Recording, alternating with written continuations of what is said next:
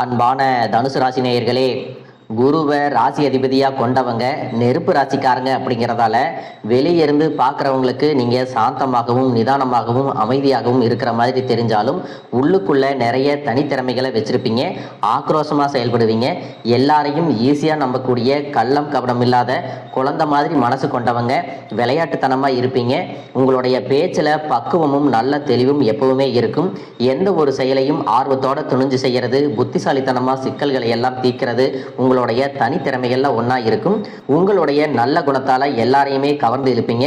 உங்களுடைய வாழ்க்கையில் எத்தனை பிரச்சனைகள் கஷ்டங்கள் வந்தாலும் அதையெல்லாம் ஒரு சவாலாக எடுத்துட்டு விடாமுயற்சியோட எதிர்நீச்சல் போட்டு ஜெயிச்சு காட்டுறவங்க தான் இந்த தனுசு ராசிக்காரங்க.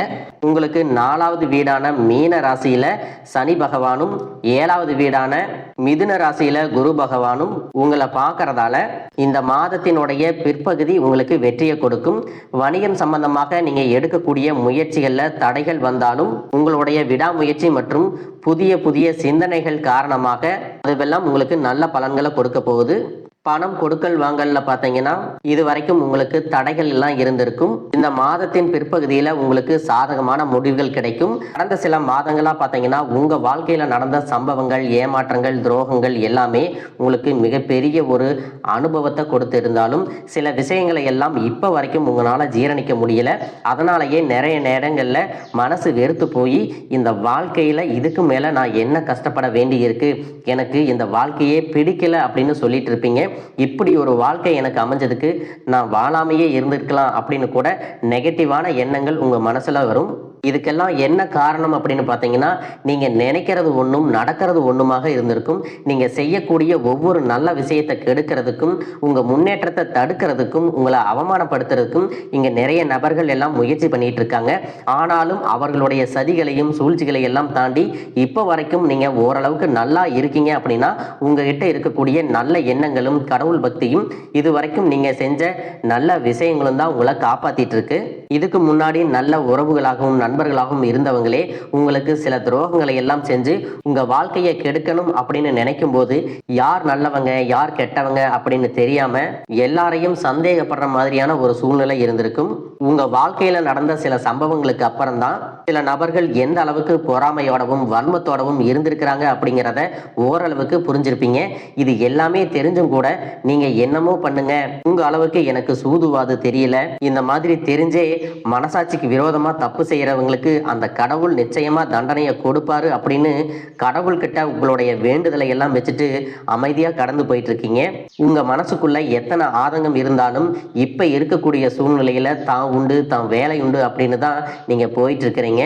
மற்றவங்க மாதிரி இல்லாம கஷ்டத்தையும் கண்ணீரையும் மறைச்சிட்டு வெளியே சந்தோஷமா இருக்கிற மாதிரி நடிச்சிட்டு இருக்கிறீங்க. இந்த வாழ்க்கை உங்களை எப்படி புரட்டி போட்டாலும் முடக்கி வச்சாலும் நீங்க எப்பவும் போல சாதாரணமாவே இருக்கிறதால உங்களை சுத்தி இருக்கிறவங்க எல்லாருமே தனுசு ராசியா இவங்களுக்கு என்னப்பா ஓஹோன்னு ஜாலியான வாழ்க்கை வாழ்றாங்க அப்படின்னு சொல்லுவாங்க. ஆனா மனசுல நிம்மதி இல்லாம வயிறார சாப்பிட முடியாம நிம்மதியா தூங்க முடியாம எவ்வளவு கஷ்டப்படுறீங்க அப்படிங்கிறது உங்களுக்கு மட்டும்தான் தெரியும்.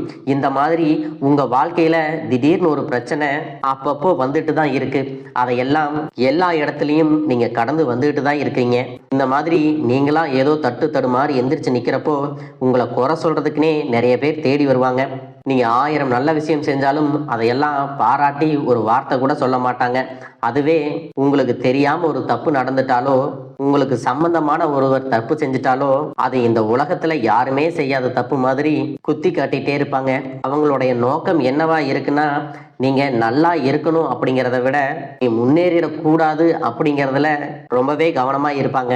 நண்பர்களாக இருந்தாலும் சரி, சொந்தக்காரங்களாக இருந்தாலும் சரி, அவங்க தேவைக்குனா மட்டும் உங்ககிட்ட வந்து பழகுவாங்க. அந்த தேவை முடிஞ்சிச்சு அப்படின்னா உங்களை விட்டு விலகி போயிடுவாங்க.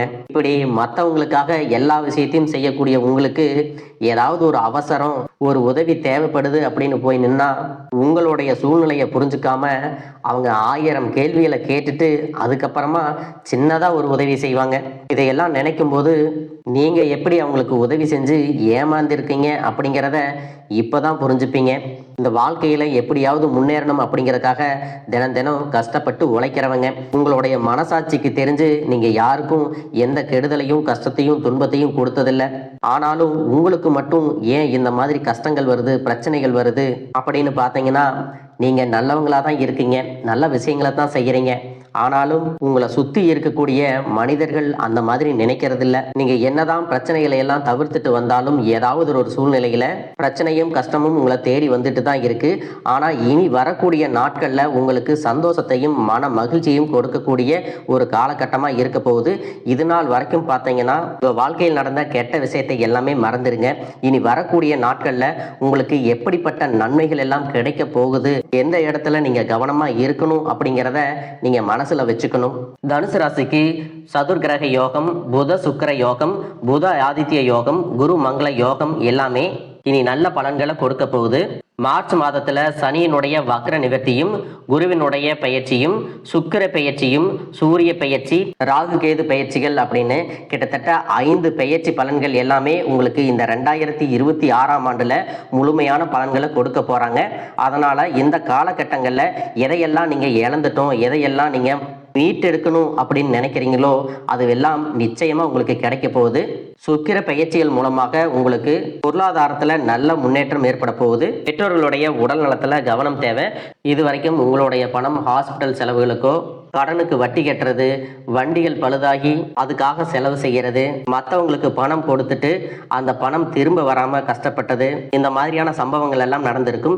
இதற்கு பிறகு நீங்க பணத்தை சுப செலவுகளுக்காக செய்யணும். நல்ல விஷயங்களுக்கு பணத்தை செலவு செய்யும் போது உங்களுடைய கடன் சுமை பாதிக்கு மேல குறையும்.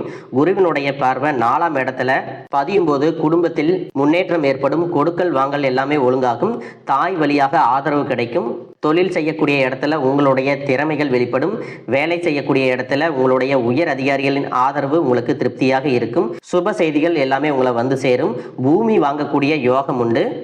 வீடு கட்ட ஆரம்பிச்சு அந்த வேலைகள் பாதியில நிக்குது அப்படின்னா அந்த வேலைகள் எல்லாமே உங்களுக்கு சிறப்பா முடியும். குருவினுடைய பார்வை 12ஆம் இடத்தை பார்க்கும் பொழுது ஆன்மீக பயணங்கள் அதிகமாக போவீங்க. உடன்பிறப்புகளின் திருமண முயற்சிகள் கைகூடும். புதிய வாகனங்கள் வாங்குறதுல ஆர்வம் காட்டுவீங்க. தொழில எதிர்பார்த்ததை விட கூடுதலான லாபம் கிடைக்கும். ஆரோக்கியம் சீராகி உற்சாகத்தோட எல்லா வேலையும் செய்வீங்க. அரசு வேலைகள்ல இருக்கிறவங்களுக்கு மேலதிகாரிகளுடைய ஆதரவு கிடைக்கும். உங்களை விட்டு விலகி சென்ற சொந்தங்கள் எல்லாமே திரும்ப வந்து சேருவாங்க. சகோதர ஒற்றுமை வலுப்படும். நிழல் கிரகங்களான ராகு கேது பயிற்சியில பாத்தீங்கன்னா உங்களுக்கு மறக்க முடியாத சில சம்பவங்கள் எல்லாமே உங்களுடைய வாழ்க்கையில் நடக்கும். உங்க ராசிக்கு 3ஆவது இடத்துல இருக்கக்கூடிய ராகு நவம்பர் மாதத்துல 2ஆம் இடத்துக்கு வராரு. அதே நேரத்துல 9ஆவது இடத்துல இருக்கக்கூடிய கேது அஸ்தமத்துல அடியெடுத்து வைக்கிறாரு. இந்த காலத்துல குடும்பத்திலையும் தொழிலையும் நீங்க கூடுதலான கவனத்தை செலுத்தணும். உங்களுடைய கடின உழைப்பால லட்சியத்தை அடையணும் அப்படிங்கறதுக்காக ஒரு பிளான் போட்டு வச்சிருப்பீங்க. அதுவெல்லாம் உங்களுக்கு கையில கிடைக்கிற நேரத்துல சில தடைகள் வந்து சேரும். அதன் மூலமா பண தடைகள் உங்களுக்கு வரும். அதன் மூலமா உங்களுக்கு பணம் வருவது சில தாமதங்கள் ஏற்படும். 2ஆவது இடத்துக்கு வரக்கூடிய ராகுவால பொருளாதார பற்றாக்குறை இருக்காது அப்படின்னாலும் வியாபாரத்துல போட்டிகளை எல்லாம் நீங்க சந்திக்க வேண்டியது இருக்கும். குடும்ப உறவுகள்ல நீண்ட காலமாக இருந்த திருமண தடைகள் எல்லாமே நீங்கும். கல்யாண பேச்சு கைகூடும். சின்ன வயசுலேயே கணவன் மனைவி பிரிஞ்சிருக்காங்க அப்படின்னா விவாகரத்து பெற்றதுக்கு அப்புறம் அவங்களுக்கு 2ஆவது திருமணம் கைகூடக்கூடிய வாய்ப்புகளும் இருக்கு. உறவினர்களோடு இருந்த மனக்கசப்புகள் எல்லாமே மாறும். அஷ்டமத்துல கேது சஞ்சரிக்கிறதுல அவ்வளவு நல்லதில்லை அப்படின்னாலும் ஆரோக்கிய தொல்லை உங்களுக்கு அதிகரிக்கும். அரசு வழியில சில சிக்கல்கள் உருவாகும். தன்னம்பிக்கையும் தெய்வ நம்பிக்கையும் அதிகமாக தேவைப்படும். இந்த காலகட்டத்தில் ஆரம்பத்தில் உங்களுடைய வளர்ச்சிக்கு காரணமாக இருந்தவர்களே உங்களுடைய வளர்ச்சியை பார்த்து பொறாமப்பட்டு எதிரிகளாக மாறக்கூடிய சூழ்நிலையும் இருக்கும்.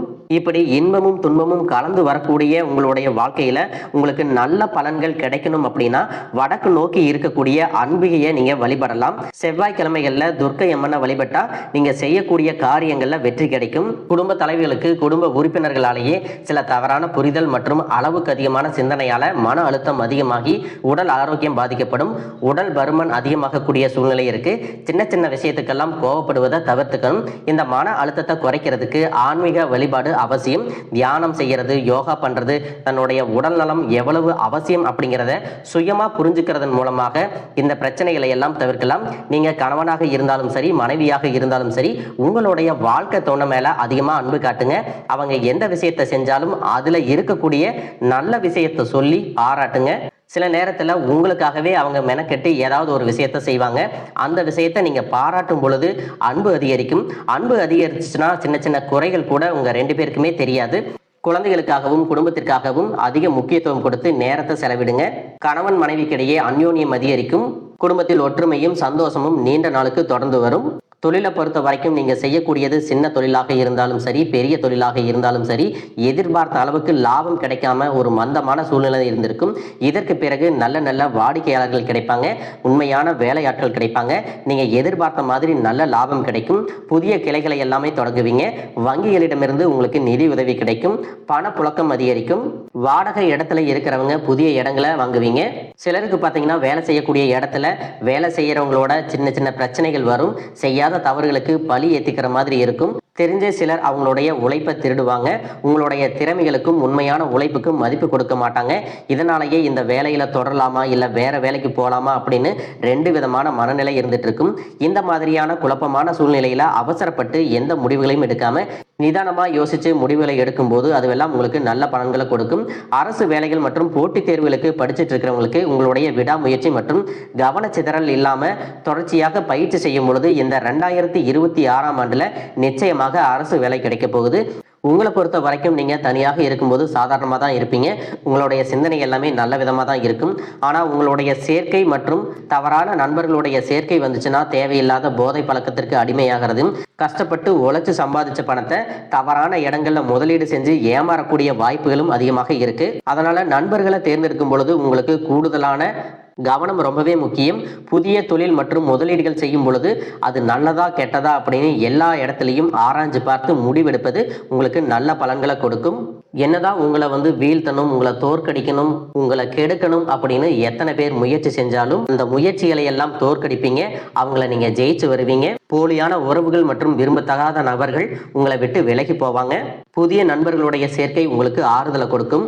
இந்த மாதிரி புதுவிதமான மாற்றங்கள் எல்லாமே உங்க வாழ்க்கையில நடக்க போகுது. இந்த மாற்றங்கள் எல்லாமே உங்களை புது மனுஷனா, மிகப்பெரிய வெற்றியாளரா, ஒரு சாதனையாளரா மாத்த காலம் தயாரா இருக்குது. நல்ல விஷயங்களை மட்டும் செய்யுங்க, உங்களுக்கு நல்லதே நடக்கும். வாழ்க வளமுடன், வாழ்க பல்லாண்டு.